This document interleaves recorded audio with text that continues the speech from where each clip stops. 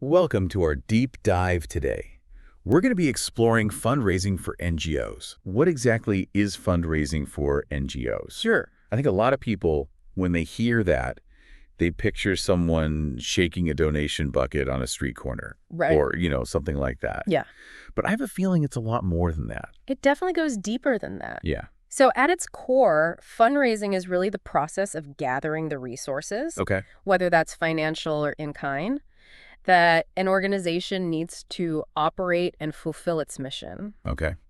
And these resources can come from a variety of sources, individuals, companies, governments, even other NGOs. Oh, wow. And it's not just about covering the costs of running programs either. Okay. It's also about building a sustainable foundation for the organization, thinking about things like administrative costs, Yeah. emergency reserves, Uh-huh. long-term planning. So it's kind of like if you were building a house, Yeah. you need the funds not only for the, what everyone sees the structure, but Yeah. also for the foundation. The plumbing, the electrical work. All the things behind the scenes. Yeah, behind the scenes that keep everything running. That's a great analogy. Okay, great. Yeah.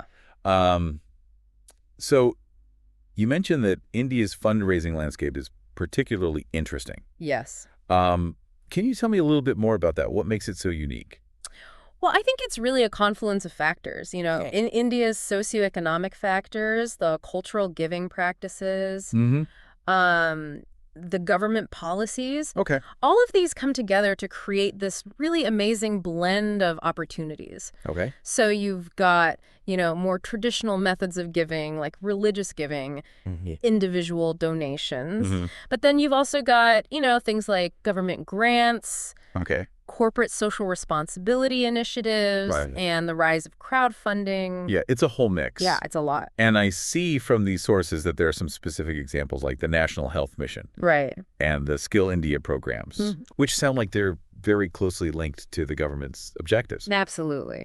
So tell me about those a little bit. Yeah, so the government, they use grants to support NGOs that are working in areas that align with their priorities. Okay. So things like healthcare, education, skill development. So they're almost using the NGOs to further their own goals. Yeah, in a way. Yep. But it's a mutually beneficial relationship because Right. the NGOs are getting the funding they need Right. to do the work that they're passionate about. Okay. And there are platforms like NGO Darpan, for example, which can be incredibly useful for NGOs Okay. because they kind of guide you through the process of applying for these grants. Oh, interesting. Understanding the eligibility criteria, finding the right grants that fit your organization's focus. So they really hold your hand through the process. Yeah, they make it much easier to navigate. That's fantastic. Yeah. And then on the corporate side of things, Yes.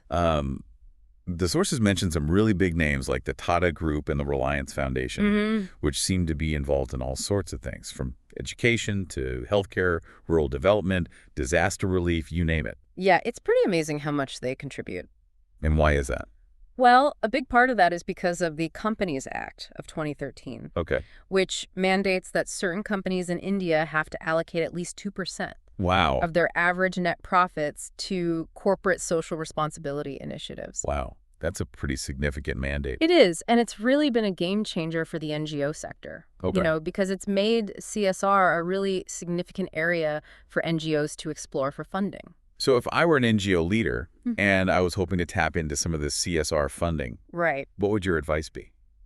I would say think strategically. Okay.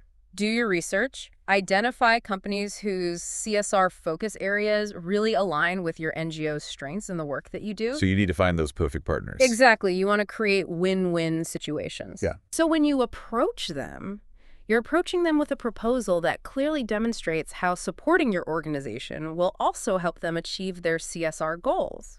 So it sounds like both government grants and this CSR funding Yes, require a pretty deep understanding of what the funder is looking for. absolutely. There's a lot of research involved even before you get to, writing a proposal. Oh, yeah. A well-researched proposal is much more likely to be successful. Okay. But, there are also more accessible options Okay. for NGOs to explore. Yeah. Things like crowdfunding, for example, which has really taken off in India. Yeah, I've heard of that. Yeah, you have platforms like Millup, Cato. Mm-hmm. These are all platforms that empower anyone Okay. to raise funds for a specific project or even in emergency situations. Right. So it's really democratized fundraising in a lot of ways. So it's kind of a more grassroots approach. Yeah, very much so. Okay. Yeah.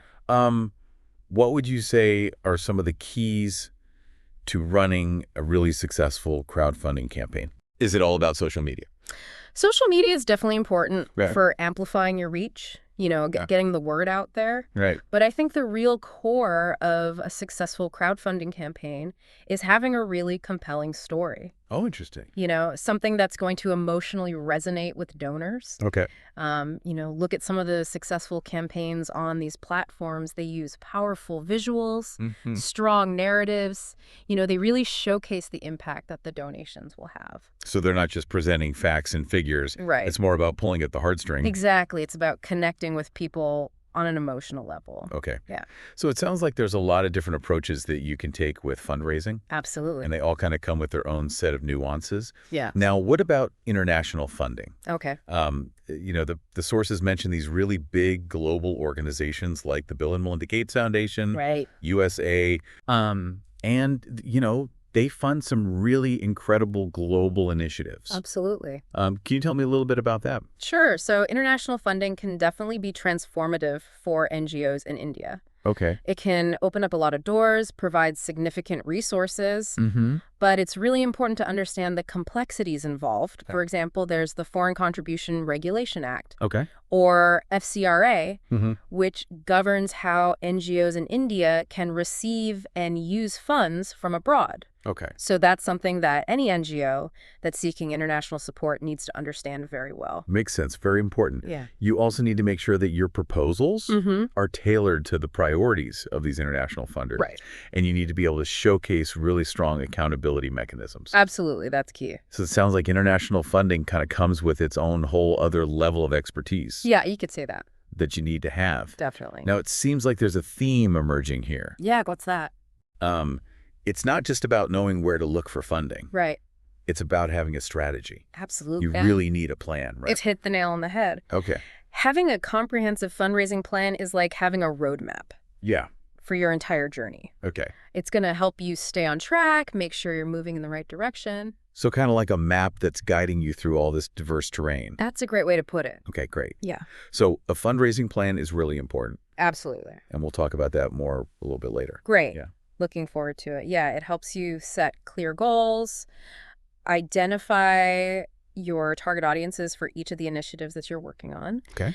and choose the right methods, whether that's events, grants, online campaigns, or really a mix of everything. So it really helps to keep you organized and focused. It does. Okay. Yeah, it's a living document. Okay. It's something that you're constantly revisiting and refining as you go. Gotcha. Now, aside from having that plan, Yes. are there other strategies that are really crucial for success when it comes to fundraising?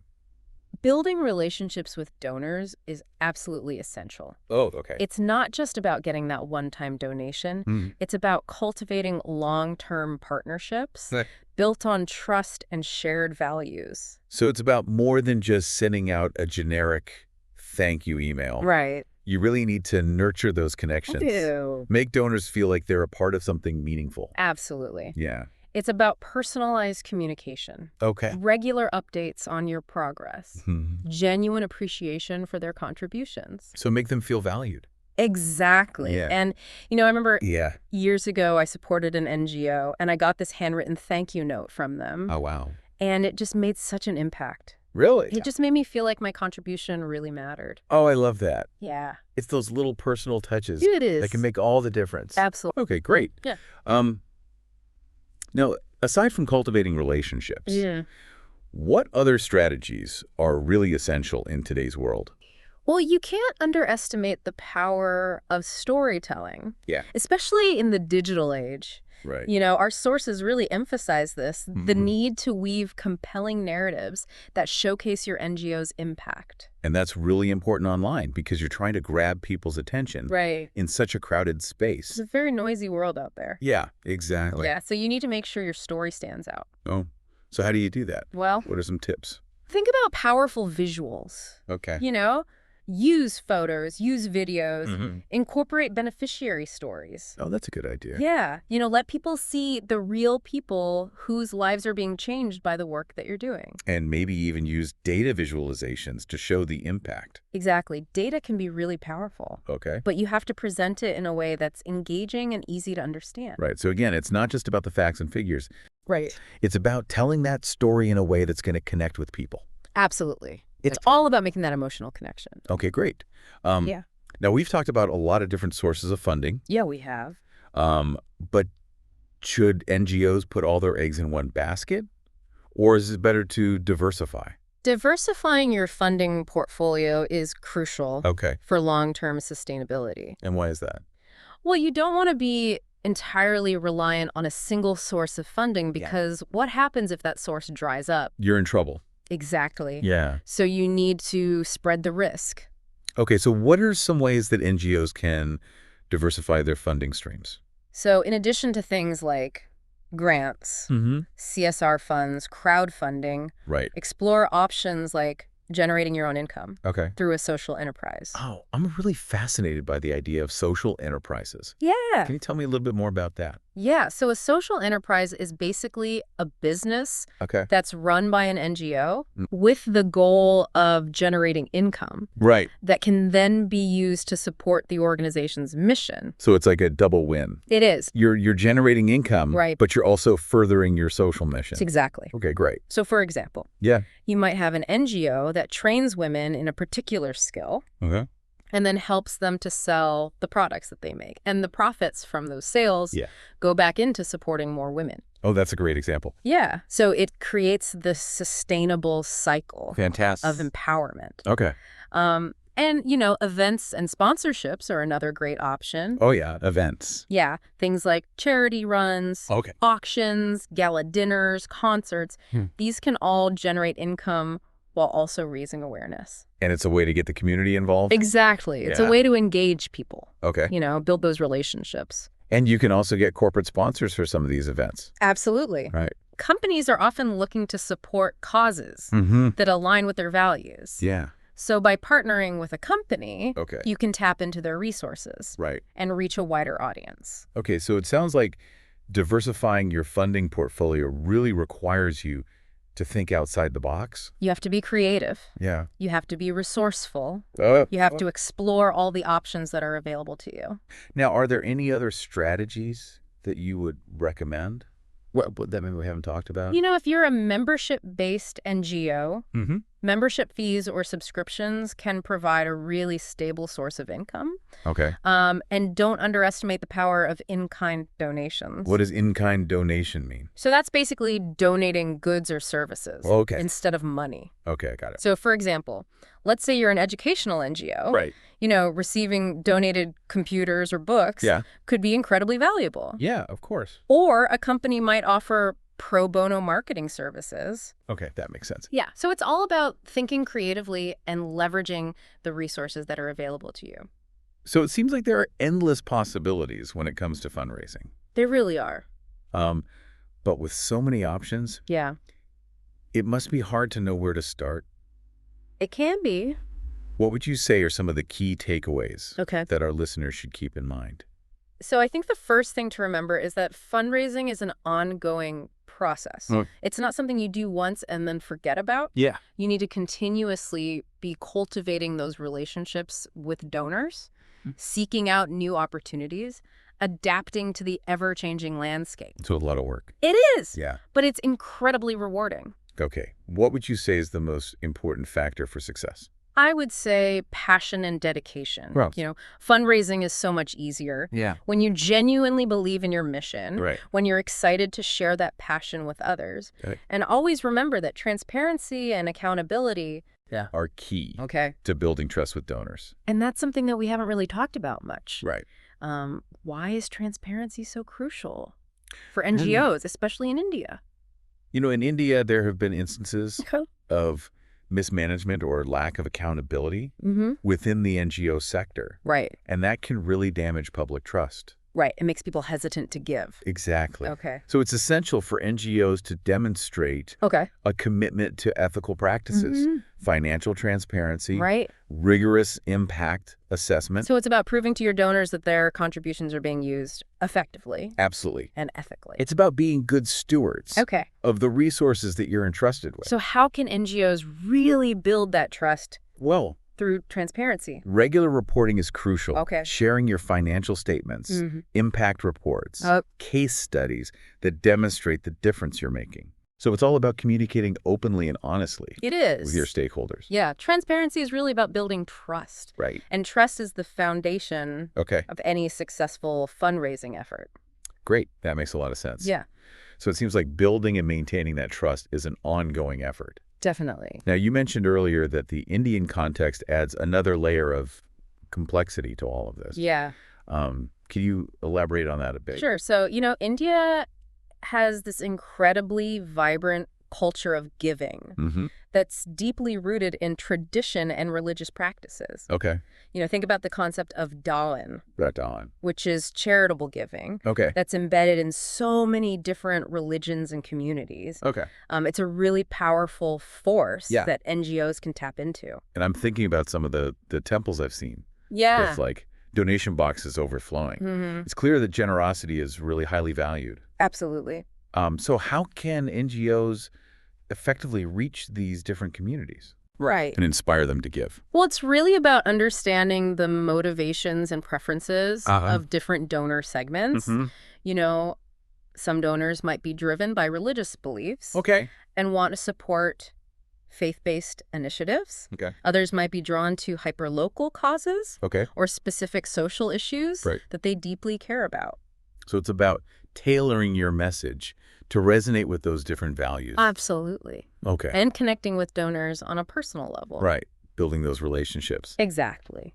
Yeah. Now, are there any unique challenges Yeah. specific to the Indian context?